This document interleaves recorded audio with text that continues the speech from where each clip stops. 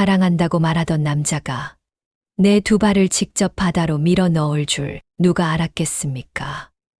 부산 앞바다, 햇살이 바다 위를 반짝이며 크루즈 갑판을 감쌌습니다. 선명한 흰색의 배가 파도를 가르며 나아갔고 갑판 위에서는 잔잔한 음악과 웃음소리가 흘렀습니다. 그 순간만큼은 누구라도 부러워할 풍경이었죠. 결혼 25주년을 맞아 남편이 마련해준 기념 여행. 김선주 55의 나이에 이런 호사를 누릴 줄은 꿈에도 몰랐습니다. 평생 살림과 아이 키우기에 묻혀 살아온 세월, 남편에게서 들은 수고했다는 말. 한마디가 왜 그렇게 가슴을 울렸는지 모릅니다. 자, 한 잔 들어. 선주 씨, 나랑 살아주느라 고생 많았어. 박도현 58세, 건설업자은 은빛 샴페인 병을 따며 의도적으로 목소리를 높였습니다. 옆 테이블의 외국인 관광객들이 힐끔 쳐다봤고 그는 마치 일부러라도 부러움을 받고 싶은 듯 과장된 미소를 지었습니다.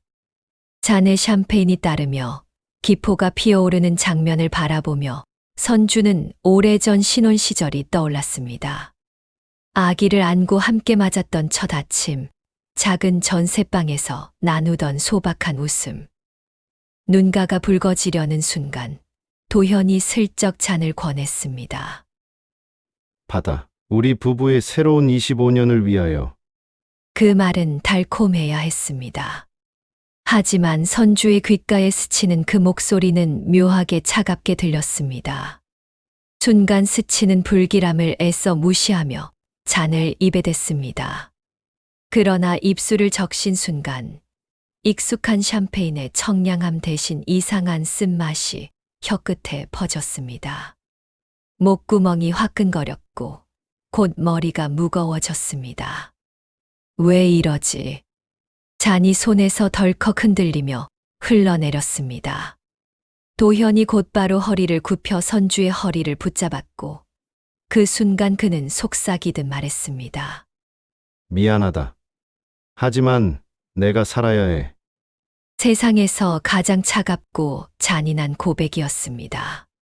순간 선주의 몸은 무력하게 난간으로 몰렸습니다.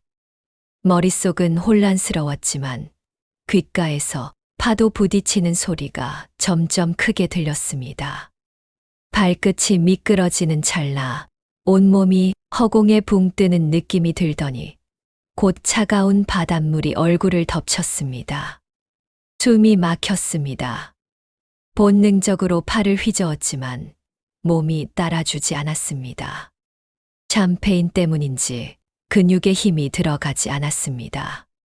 입으로 짠물이 밀려들어와 목이 타들어 가듯 따가웠습니다. 위로 올라가려 발버둥쳤으나 발목을 누군가 붙잡는 것처럼 가라앉는 기분이었습니다. 죽는 건가, 이렇게 끝나는 건가. 눈앞이 아득해지던 그때 갑판 위 난간 너머로 보이는 도현의 얼굴이 스쳤습니다. 다정한 미소가 아니었습니다. 오히려 어깨에서 짐을 덜어낸 사람처럼 가벼운 표정. 안도의 기색이 역력한 미소였습니다. 도현아. 물속에서 터져나온 목소리는 거품 속에 삼켜졌습니다. 차가운 물속에서 필사적으로 팔을 휘젓던 순간 우연히 둥둥 떠내려오던 부력 장치가 손끝에 걸렸습니다. 검은색 고무 재질의 조각, 아마도 배에서 떨어진 장비였을 겁니다. 마지막 기운을 쥐어짜 손을 걸자 몸이 물 위로 떠올랐습니다. 거친 파도가 계속 얼굴을 덮쳤지만 그 작은 부표가 아니었다면 이미 가라앉았을 것입니다. 멀어져 가는 크루즈 위 난간에 도현의 뒷모습이 보였습니다. 한 번 뒤돌아보는가 싶더니 그는 고개를 돌려 선실로 들어갔습니다.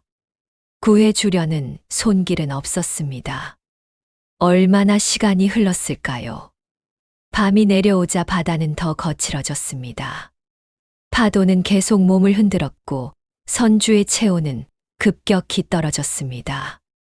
손끝 감각이 사라지고 몸이 무거워져 갔습니다. 숨을 몰아 쉴 때마다 입안으로 짠물이 들어와 기침이 터져 나왔습니다. 그 와중에도 선주는 떠올렸습니다. 지난 2달간 도현이 보여준 낯선 행동들.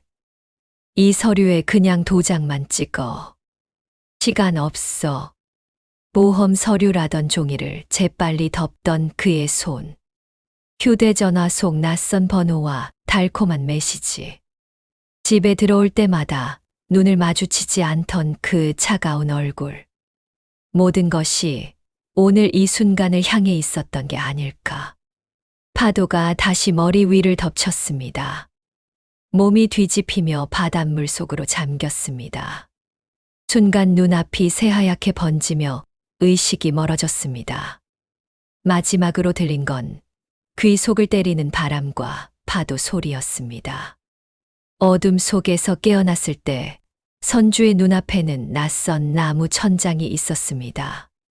바다의 차가운 냄새가 여전했지만 몸은 푹신한 침대 위에 누워 있었습니다.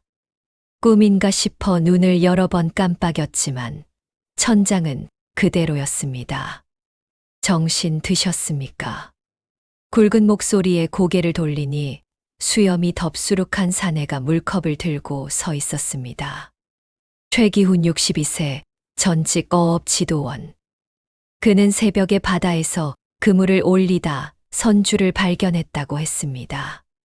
처음엔 시신인 줄 알았지만 가까이 다가가니 아주 약하게 숨을 쉬고 있었다는 겁니다. 기적이었습니다. 솔직히 살리긴 힘들 거라 생각했지요.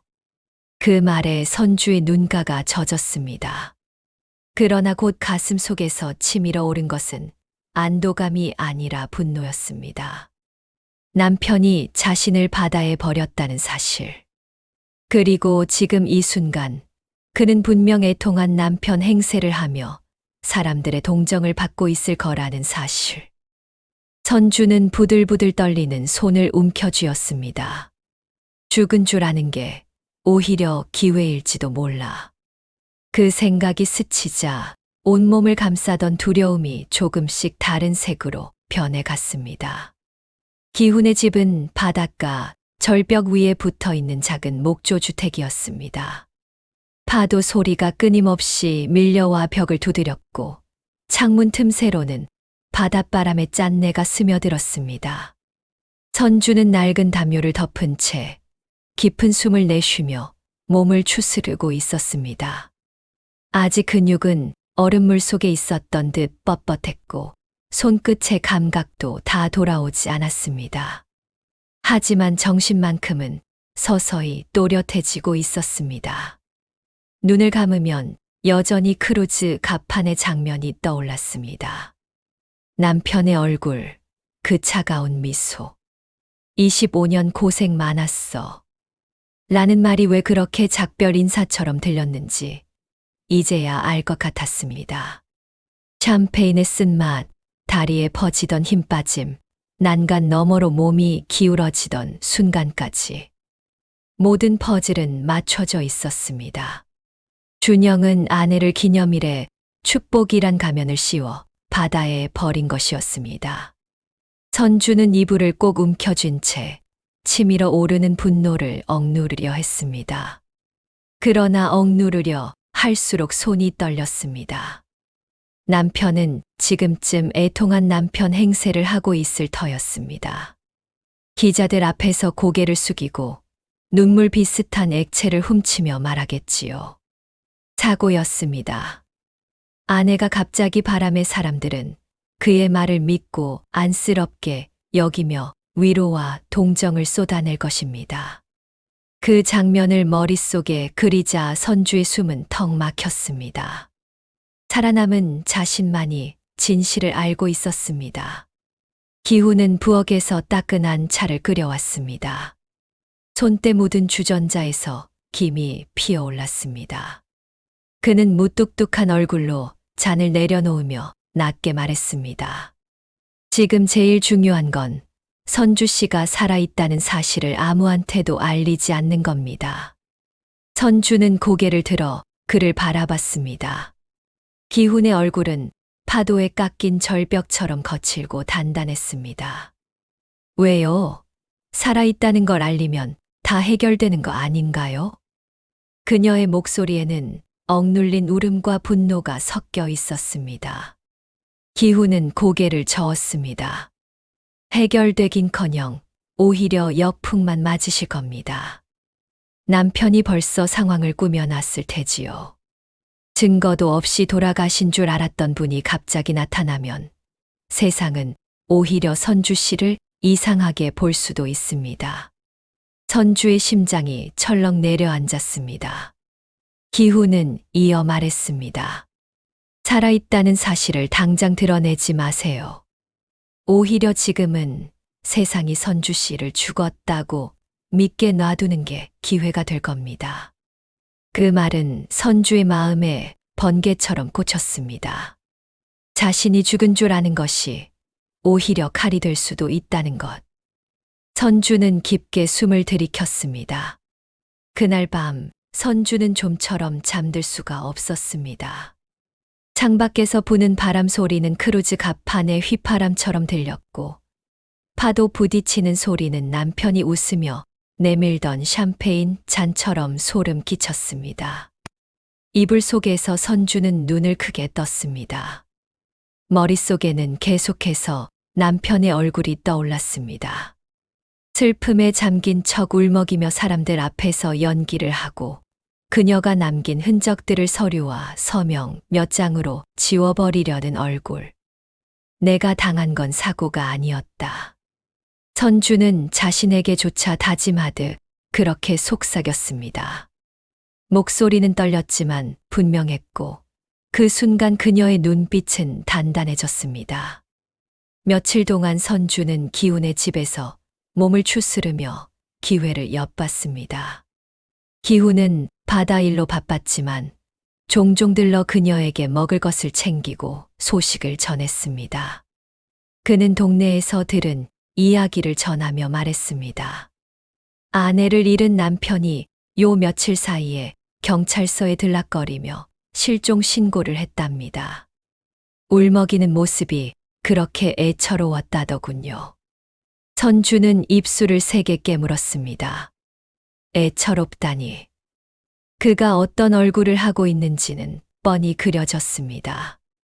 사람들의 동정, 언론의 관심, 모든 것이 남편에게 쏟아지고 있었습니다.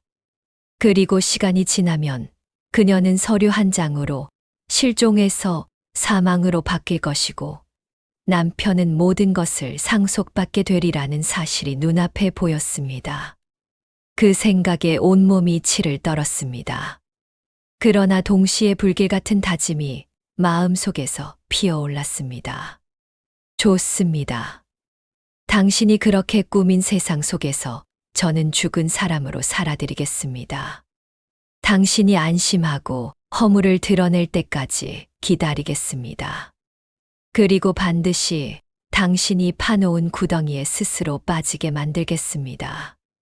창밖으로 부서지는 파도가 하얀 포마를 일으켰습니다. 선주는 그 소리를 들으며 담요를 끌어당겼습니다. 아직 몸은 차갑고 떨렸지만 가슴 속은 뜨겁게 끓어올랐습니다. 이제부터 그녀는 단순한 피해자가 아니라 남편의 민낯을 세상에 드러낼 수 있는 살아 돌아온 유일한 증인이자 복수자가 될 것이었습니다. 기훈 씨는 늘 무뚝뚝한 얼굴이었지만 저를 챙겨주는 손길은 따뜻했습니다. 아침이면 뜨끈한 국을 끓여와 식탁에 놓고 저녁이면 묵묵히 장작을 패서 방에 불을 지펴주곤 했습니다.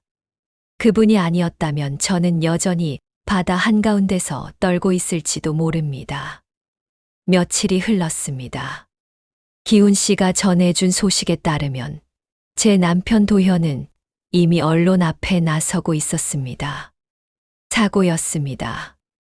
아내가 갑판에서 발을 헛디뎌 바다로라며 울먹이는 모습이 텔레비전에까지 나왔다고 했습니다. 저는 차마 직접 확인할 용기가 없어 화면을 보진 않았습니다. 하지만 상상할 수 있었습니다. 양복 차림에 고개를 숙이고 손수건으로 눈가를 훔치며 연기를 하는 얼굴을. 그 광경이 머릿속에 그려지는 것만으로도 속이 뒤틀리고 숨이 막혔습니다. 더 충격적인 건 따로 있었습니다. 기훈 씨가 동네 지인을 통해 들었다며 알려줬습니다. 제 남편이 벌써 보험사와 접촉했다는 것이었습니다. 제 이름으로 가입된 보험이 여러 건이 있었는데 실종 선고가 확정되면 곧바로 거액이 지급된다고 했습니다. 아직 시신도 찾지 못한 상황에서 벌써 보험금을 언급했다니 소름이 끼쳤습니다. 남편이 왜 그토록 성급하게 크루즈 여행을 준비했는지 이제는 모든 게 선명하게 보였습니다. 저는 그때 결심했습니다. 살아있다는 걸 바로 알리면 오히려 남편의 거짓에 말려들 수 있습니다. 하지만 죽은 줄 아는 상태로 두면 그는 방심할 겁니다. 가면을 벗고 진짜 속내를 드러낼 테지요. 그 순간을 기다려야 했습니다. 밤마다 잠을 청하지 못했습니다. 바람이 세차게 불어 창문을 흔들면 마치 그날 밤 크루즈 난간이 다시 눈앞에 나타난 듯 심장이 쿵 내려앉았습니다. 눈을 감으면 바닷속에서 웃던 도현의 얼굴이 떠올랐습니다. 분명 그 얼굴엔 안도의 미소가 서려 있었습니다. 아내를 잃고도 해방된 사람의 얼굴이었지요. 그 미소를 떠올릴 때마다 온몸에 힘이 빠지고 치가 떨렸습니다. 그러다 문득 제 아이들이 생각났습니다. 큰딸 수진이 그리고 막내 아들 태호. 그 아이들은 지금 어떤 표정을 하고 있을까요? 엄마가 사라졌다는 소식에 오열하고 있을까요? 아니면 아버지의 말만 믿고 사고라고 받아들이고 있을까요? 저는 그들의 곁에 당장 달려가고 싶었습니다. 하지만 갈 수 없었습니다. 제 존재를 드러내는 순간 남편은 더욱 교묘하게 증거를 지워버리고 저를 오히려 거짓말쟁이로 몰아세울 게 분명했으니까요. 며칠 뒤 기훈 씨가 신문을 들고 왔습니다. 일면에 제 사진이 실려 있었습니다. 사라진 아내 충격의 실종 사건이라는 제목이 붙어 있었고 기사 속에는 도현의 인터뷰가 담겨 있었습니다. 아내는 가정을 위해 평생 희생한 사람입니다. 아직 믿기지 않습니다. 제발 무사히 돌아오기만을 바랍니다. 그 문장을 읽는 순간 피가 거꾸로 솟는 것 같았습니다. 세상에 대놓고 거짓말을 하고 있는 그 남자의 얼굴이 제 눈앞에 겹쳐졌습니다. 그날 밤 저는 기훈 씨에게 처음 제 마음을 털어놨습니다. 저 사람이 언제부터 변했는지 모르겠어요. 서류에 서명하라고 재촉하던 순간 낯선 향수 냄새, 카드 내역서 다 알고 있었습니다. 그런데도 모른 척했습니다. 가족을 지키고 싶었으니까요. 그런데 결국 저를 바다에 버렸네요. 제 목소리는 떨렸고 눈물이 솟구쳤지만 오래 울지는 않았습니다. 눈물이 마를수록 오히려 마음은 단단해졌습니다. 그 후 저는 조심스레 움직이기 시작했습니다. 기훈 씨 몰래 마을 근처에 내려가 사람들의 이야기를 들었습니다. 슈퍼 주인 부두에서 그물을 고치던 노인, 작은 카페 주인까지. 모두가 제 남편 얘기를 하고 있었습니다. 아이고, 저 양반 참 안 됐다. 하루아침에 아내를 잃고 그들의 입에서 흘러나오는 연민 어린 말들이 제 가슴을 찔렀습니다. 그 연민이야말로 도현이 가장 원하던 것이었을 테니까요. 그러던 중 우연히 들은 말에 귀가 번쩍 뜨였습니다. 한 아주머니가 수군거리며 말했습니다. 근데 말이야, 장례식장 알아본다던데. 아직 실종자로 처리된 지 며칠밖에 지나지 않았는데 벌써 장례를 준비한다는 겁니다. 그 순간 저는 확신했습니다. 남편은 제 죽음을 완전히 기정사실화하려 하고 있었습니다. 그래야만 보험금도 재산도 모든 것이 그의 손에 들어오니까요. 집으로 돌아오는 길, 파도가 절벽을 때리는 소리가 귀를 때렸습니다. 저는 하늘을 올려다보며 속으로 중얼거렸습니다. 그래, 끝까지 연기해라. 세상 모든 동정을 다 가져가라. 하지만 내 발밑에서 무너지는 순간 내가 살아 돌아왔다는 걸 알게 될 거다. 그날 이후 저는 제 삶을 완전히 다른 시선으로 바라보게 되었습니다. 세상이 저를 죽었다고 믿고 있는 이 상황이 오히려 제게는 가장 강력한 무기가 되어주고 있었습니다. 여러분, 제가 그 후로 얼마나 긴장 속에서 지냈는지 아십니까? 몸은 회복돼 가는데 마음은 하루하루가 더 날카로워지더군요. 밤마다 파도 소리에 놀라 눈을 떴고 창밖 바람만 불어도 가슴이 철렁했습니다. 하지만 두려움만으로는 버틸 수가 없었습니다. 제 남편 도현이 지금 무엇을 꾸미고 있는지 하나라도 더 알아내야만 했습니다. 며칠 뒤 기훈 씨가 전해준 소식은 제 예상보다 빨랐습니다. 남편이 변호사를 만났다는 얘기였습니다. 실종 선고가 나면 바로 상속과 보험 처리 절차에 들어가려고 준비 중이라는 것이지요. 저는 그 말을 듣는 순간 소름이 돋았습니다. 아직 며칠 전까지만 해도 사람들 앞에서는 눈물 짓던 그 사람이 뒤에서는 이미 돈 문제를 계산하고 있었다는 겁니다. 더 충격적인 건 제 아이들에게까지 거짓을 심고 있다는 사실이었습니다. 큰딸 수진이가 아버지를 안쓰럽게 여긴다며 친구에게 털어놓은 이야기를 우연히 동네 아주머니를 통해 들을 수 있었습니다. 아빠가 엄마 생각만 하면 밥도 못 먹는다더라. 저는 그 말을 듣고 피가 거꾸로 솟았습니다. 아이들마저 속이고 있는 현실이 더 분했습니다. 그 무렵 저는 기훈 씨 도움으로 몰래 작은 라디오와 신문을 챙길 수 있었습니다. 세상 돌아가는 소식을 확인할 수 있었지요. 기사에는 도현의 이름이 점점 더 크게 오르내렸습니다. 아내 잃은 건설업자, 슬픔 속에 홀로 서다 같은 제목들이 달렸더군요. 인터뷰 사진 속 그의 얼굴은 초췌한 척했지만 저는 알았습니다. 그 표정은 진짜 슬픔이 아니라 계산된 연기라는 걸요. 어느 날 밤 저는 혼잣말로 이렇게 중얼거렸습니다. 그래, 울고불고 해라. 다만 내가 쌓아 올린 무대가 무너지는 날 내가 나타나서 박수를 쳐주마. 그런데 이상한 일이 하나 있었습니다. 도현이 보험회사와 접촉했다는 소식이 들린 바로 다음 주 그의 회사에서 좋지 않은 소문이 흘러나오기 시작한 겁니다. 거래처 대금이 밀렸다는 말, 직원들 월급이 늦어졌다는 말이 동네 신문에까지 실렸습니다. 저는 그제야 확신했습니다. 이 사람은 이미 빚더미에 앉아 있었고, 그래서 제 생명을 돈으로 바꿔 치우려 한 거라는 걸요. 그날 밤은 유난히 잠이 오지 않았습니다. 창밖에 앉은 갈매기 울음마저 저를 조롱하는 소리 같았습니다. 저는 담요를 머리까지 뒤집어 쓰고 속삭였습니다. 당신은 결국 스스로 무너지게 돼 있어. 내가 살아있다는 걸 아직 모르는 게 내겐 가장 큰 함정이야.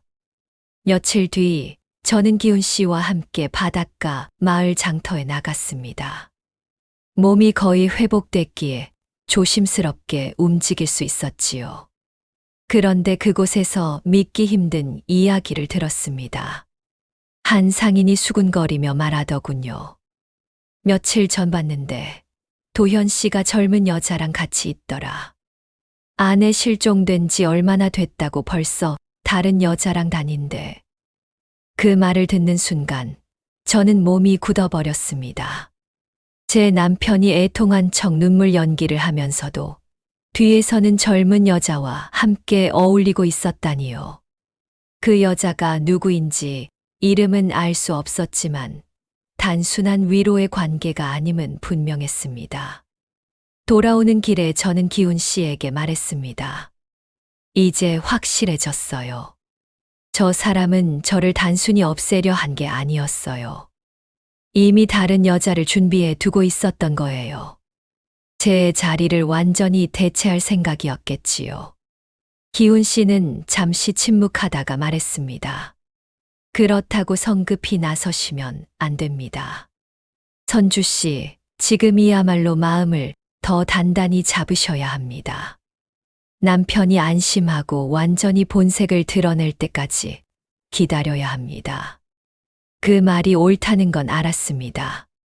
하지만 제 속은 끓어올랐습니다. 아이들이 아버지의 눈물 연기에 속아 저를 사고로 여기는 현실도 억울한데, 이제는 다른 여자를 데리고 다닌다니, 이대로 두면 안 되겠다는 생각이 들었습니다. 하지만 성급히 움직일 수는 없었습니다. 증거도 없이 뛰쳐나가면 오히려 제 말이 거짓처럼 보일 게 뻔했으니까요.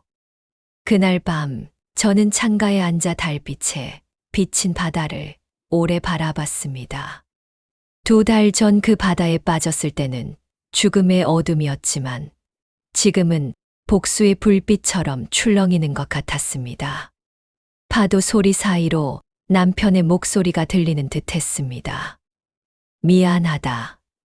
하지만 내가 살아야 해. 그 말을 떠올리자 다시금 치가 떨렸습니다. 저는 눈을 감고 상상했습니다.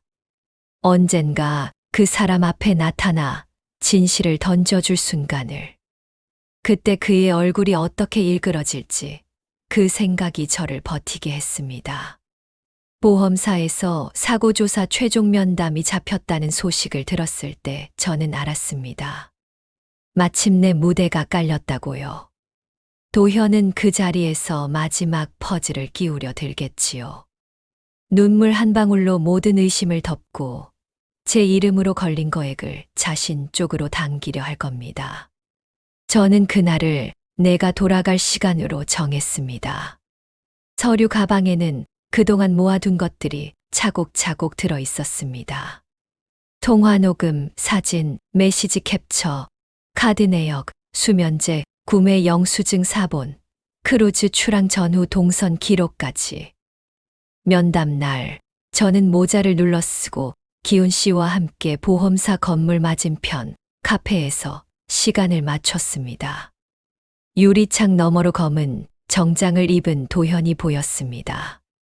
제가 없던 2달, 그는 꽤 많은 연습을 했을 겁니다. 슬픔의 표정 연습 말이지요. 옆에는 예전에 회사 비서라고 소개했던 젊은 여자가 서류철을 들고 따라 붙었습니다. 시간이 되자 저는 마스크를 벗고 건물로 들어갔습니다. 보안 게이트 앞에서 모자를 벗어 들자 안내 직원이 눈이 커졌습니다. 저는 조용히 말했습니다. 선주입니다. 조사팀에 전달해 주세요. 지금 바로 올라가겠다 하세요. 엘리베이터 문이 닫히는 순간 제 심장은 크게 한 번 뛰고는 서서히 평온해졌습니다. 여기까지 오는데 오래 걸렸습니다. 하지만 이제는 두려울 것이 하나도 없었습니다. 회의실 문이 열리자 공기가 바뀌었습니다. 도현이 먼저 일어섰다가 그대로 굳어섰습니다. 얼굴에서 피가 빠져나가더니 입술이 떨렸습니다. 한 손이 의자 등받이를 더듬었습니다. 선주, 그가 겨우 소리를 냈습니다. 저는 고개를 살짝 숙였습니다. 네, 살아 있습니다. 조사팀장이 놀란 눈으로 저를 맞았고, 이때까지 도와주셨던 박 형사님이 뒤따라 들어왔습니다. 형사님은 평소처럼 담담했습니다. 조사팀장이 장갑을 끼고 자료를 넘기는 동안 도현은 의자에 앉지도 못한 채 뒷걸음질만 쳤습니다. 비서는 얼굴빛이 새파래졌고 손에 들고 있던 서류철을 떨어뜨렸습니다. 박 형사님이 천천히 입을 열었습니다. 박도현 씨, 말씀드린 대로 오늘은 민사적 사실 확인 자리였지만 지금부터는 형사 절차로 전환됩니다. 임의동행 의사 있으십니까? 도현이 저를 노려보았습니다. 오랫동안 봐온 그 눈빛, 궁지에 몰리면 튀어나오는 본색이었습니다. 내가 어떻게 살아 저는 짧게 답했습니다. 당신이 모르는 바람과 물살이 살렸습니다. 그리고 당신의 욕심이 저를 여기까지 데려왔습니다. 그 순간 문이 한 번 더 열렸습니다. 동네에서 늘 저를 챙겨주던 영옥 언니가 휴대폰을 들고 서 있었습니다. 마을회관에서 소식통 노릇을 하며 사람들 이야기를 빠짐없이 모으던 분이지요. 언니는 눈인사를 하고 제 옆에 서서 말했습니다. 이건 우리 동네에서 들은 그대로 적은 겁니다. 거짓말이면 제가 손가락을 걸지요. 동네 사람들이 준 소문을 정리한 기록, 도현이 떠벌리고 다닌 말들을 날짜별로 정리한 메모, 장례식장 예약 상담, 기록 캡처였습니다. 도현은 마지막으로 보험사 직원을 향해 소리쳤습니다. 저 사람 미친 겁니다. 바다에 떨어진 건 사고예요. 제 아내가 스스로 술을 그의 말은 문득 허공에서 끊겼습니다. 박 형사님이 미세하게 고개를 저었습니다. 그 말, 블랙박스 짧은 공백이랑 수면제, 구매 기록이랑 같이 들으면 설득력이 없습니다. 도현의 어깨가 무너져 내렸습니다. 의자에 주저앉아 숨을 몰아쉬었습니다. 저는 그 모습을 한동안 바라보다가 아주 짧게 말했습니다. 끝입니다. 경찰서에서의 조사는 길고 조용했습니다. 저는 크루즈 난간의 감촉, 입안으로 들어오던 바닷물의 짠맛, 몸이 내려앉던 느낌, 마지막으로 보였던 도현의 표정까지 차근차근 설명했습니다. 형사님이 몇 번이나 확인 질문을 했고, 저는 한 글자도 흐리지 않게 답했습니다. 새벽이 가까워오자 조서는 완성되었고, 도현은 별도의 조사실로 옮겨졌습니다. 복도를 지나며 우리 시선이 한 번 스쳤습니다. 도현은 입술만 움직였습니다. 죽었어야 했어. 저는 대답하지 않았습니다. 이미 나눌 말이 남지 않았으니까요. 며칠 뒤 영옥 언니가 알려준 대로 동네 사람들 사이에서 얘기가 순식간에 번졌습니다. 살아 돌아왔다더라. 남편이 그런 짓을. 사람들의 혀끝은 빠르게 움직였지만 저는 굳이 그 앞에 서지 않았습니다. 대신 박 형사님이 자료를 더 보완했고 검찰 송치가 이뤄졌습니다. 보험사는 지급을 중지했고 채권자들은 도현 회사 앞에서 현수막을 들고 섰습니다. 비서는 조사에서 많은 것을 털어놓았습니다. 도현의 지시로 서류를 모았고 출항 전날 약봉투를 차 트렁크에서 꺼내 선실로 옮겼다고요. 문자와 통화 기록이 그대로 남아 있었습니다. 칼날이 어디서 시작됐는지 이제 누구나 볼 수 있게 된 겁니다. 첫 공판 날 법정은 사람들로 가득했습니다. 저는 검은 가디건을 걸치고 방청석에 앉았습니다. 변호인석에 앉은 도현은 한껏 야위어 보였고 넥타이는 헐겁게 메어져 있었습니다. 검사가 제출한 증거가 스크린에 차례로 떠올랐습니다. 변호인은 사고라고 주장했지만 재판장은 고개를 저었습니다. 아내가 바다에 떨어졌을 때 구조를 위한 어떠한 즉각 조치도 없었습니다. 그 후 바로 보험사와 연락했고요. 피고인의 사후 행동은 정상적 슬픔과 거리가 멉니다. 증인석에 서달라는 요청을 받았을 때 저는 잠시 눈을 감았다가 자리에서 일어섰습니다. 모퉁이를 돌아 증인석에 서는 길이 그렇게 길게 느껴진 적이 없었습니다. 손을 들어 선서한 뒤 저는 짧게 숨을 고르고 그날의 일을 증언했습니다. 방청석에서 누군가 낮게 탄식을 내뱉었습니다. 재판장은 기록하는 서기의 손을 한번 살피고 검사를 향해 고개를 끄덕였습니다. 도현은 마지막 진술에서 고개를 들었습니다. 집이 무너지고 있었어요. 나는 살려고 했습니다.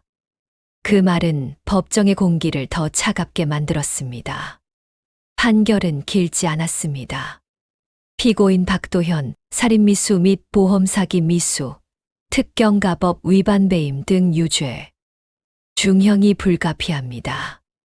징역 20년을 선고합니다. 망치 소리가 울리는 순간 도현은 의자에서 미끄러지듯 내려앉았습니다. 저는 그 모습을 묵묵히 바라보다가 눈을 감았습니다. 아주 오래 눌러두었던 돌덩이가 가슴 안쪽에서 천천히 굴러 떨어지는 느낌이었습니다. 법정을 나오는 길에 기자들이 몰려왔습니다. 어떤 심정이신가요? 남편에게 하고 싶은 말은 저는 짧게 대답했습니다. 살아남았습니다. 그게 다입니다. 더 묻는 질문에는 고개만 숙였습니다. 말이 길어질수록 제 이야기는 소비될 테지요. 저는 제 이야기를 더 이상 아무에게도 빌려주고 싶지 않았습니다. 그 뒤로 저는 바닷가, 절벽 위 그 목조집에 종종 머물렀습니다. 기훈 씨는 늘 그랬던 말이 적었습니다. 대신 손이 부지런했지요. 기계 오일을 갈아주고 부러진 의자를 고쳐주고 김이 모락모락 나는 가마솥에 멸치를 넣어 끓였습니다. 영옥 언니는 마을회관에 저를 불렀습니다. 같이 뜨개질이나 해. 손이 바빠야 마음이 쉬지. 언니 말대로였습니다. 굵은 코가 한 줄 한 줄 엮일 때마다 머릿속 소음이 조금씩 잦아들었습니다. 어느 날 박 형사님에게서 전화가 왔습니다. 최종 확정입니다. 그는 길게 설명하지 않았습니다. 그 말 한마디면 충분했습니다. 전화를 끊고 창밖을 보니 햇살이 바다 위에 길을 그었습니다. 저는 고무장화를 신고 밖으로 나갔습니다. 절벽 끝 풀숲에 홀로 앉아 오래 바다를 바라봤습니다. 그 물결은 2달 전 저를 삼키려 했던 얼굴이 아니었습니다. 거짓말처럼 잔잔했고 눈부셨습니다. 저는 그날 작은 공책을 꺼내 첫 장에 적었습니다. 살아있다. 그 아래 한 줄을 더 썼습니다. 지켜냈다. 큰 약속이나 화려한 선언은 필요치 않았습니다. 제겐 오늘 하루를 내 이름으로 사는 일이 무엇보다 컸으니까요. 도시로 돌아와 저는 몇 가지 정리를 했습니다. 제 명의로 된 계좌와 등기 문서를 다시 확인했고 자동이체를 정리했습니다. 변호사 사무실에서는 한 장의 위임장을 더 만들었습니다. 혹시라도 비슷한 일을 겪는 분이 오면 연결해 주세요. 제가 먼저 전화를 드리겠습니다. 상담실장은 고개를 끄덕였습니다. 그 마음이 누군가에겐 줄처럼 보일 겁니다. 붙잡고 올라올 줄. 밤이 되면 가끔 꿈을 꿉니다. 깊은 바닷속에서 가벼워지던 몸, 차갑게 닿던 물결, 멀어지던 배. 그러나 꿈은 예전과 달라졌습니다. 그 장면 뒤에 늘 새로운 장면이 이어지지요. 바닷바람 속에서 서 있는 제 모습, 멀리서 다가오는 작은 배, 그리고 손을 내미는 누군가의 두툼한 손. 깨어나면 저는 그 손의 온기를 오래 떠올립니다. 살아있는 온기, 제 몸에 다시 돌아온 온기. 어느 해 진력, 기훈 씨가 저를 절벽가로 불렀습니다. 바다를 향해 앉아있던 그는 잠시 말이 없더니 조용히 이렇게 말했습니다. 선주 씨, 이제 혼자 짊어지려 하지 마세요. 같이 가면 덜 무겁습니다. 그 말에 저는 가슴이 뜨거워졌습니다. 바다에서 건져 올린 제 생명을 지켜준 사람이 이제는 제 남은 길도 함께 걷겠다고 손을 내밀고 있었습니다. 저는 고개를 끄덕이며 그의 옆에 앉았습니다. 바람이 불어와 머리카락이 흩날렸지만 마음은 오히려 잔잔했습니다. 그날 바다는 이상할 만큼 고요했습니다. 저는 속으로 다짐했습니다. 이제는 누군가에게 밀려 바다로 떨어지는 인생이 아니라 누군가와 나란히 걸어가는 인생을 살겠다고요. 기훈 씨의 따뜻한 손길이 제 옆에 있다는 것만으로도 저는 다시 시작할 용기를 얻을 수 있었습니다. 새로운 삶이 기다리고 있다는 생각에 마음은 한없이 홀가분했습니다.